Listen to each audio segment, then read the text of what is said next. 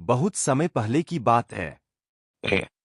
बचपन से ही आंखों से देख नहीं सकता था, लेकिन उसे इस बात का कभी अफसोस नहीं हुआ क्योंकि उसके पास ताकत, दौलत और दरबार में सैकड़ों लोग थे जो उसकी झूठी तारीफ करते थे।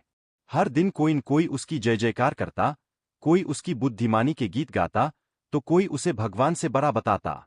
राजा भी खुश था, क्योंकि जो सुनाई देता था, वो मीठा था। लेकिन बाहर की सच्चाई कुछ और ही थी।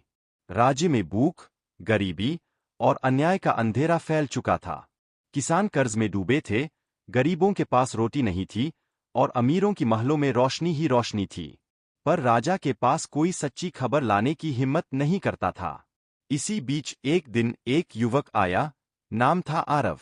सीधा सच्चा और थोड़ा सा बेवकूफ समझा जाता था, क्योंकि वो सच बोलता था।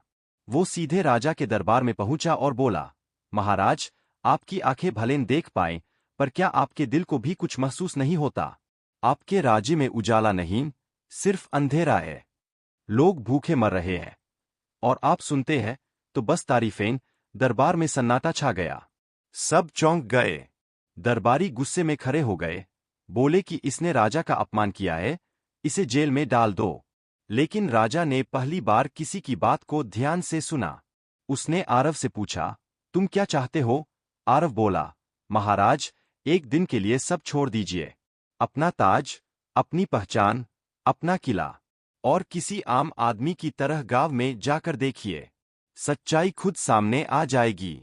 अगली सुबह सब हैरान रह गए। राजा ने सचमुच अपना राजसी वस्त्र त्याग दिए, साधारण कपड़े पहने और बिना किसी को बताए अकेले एक गांव की ओर निकल पड़ा। वहां जाकर देखा कि जिन गलियों की तारीफें वो सुनता था, वहां कीचड़ भरा था। बच्चे स्कूल नहीं जा रहे थे, बल्कि मिट्टी उठाकर मजदूरी कर रहे थे। एक बूढ़ा किसान, जिसके पास खाने को कुछ नहीं था, फिर भी अपने आखिरी रोटियां किसी और गरीब को दे रहा था। एक माँ दिन भर मजदूरी करके रात को पानी में नमक मिलाकर अपने बच्चों को खिला रही थी। राजा की आंखें नहीं थीं, पर उसका दिल कांप उठा। उसने महसूस किया कि जिसे वो उजाला समझता था, वो तो दरअसल एक झूठा सपना था। असली रोशनी तो इन गरीबों की सच्चाई में छुपी थी। राजा वापस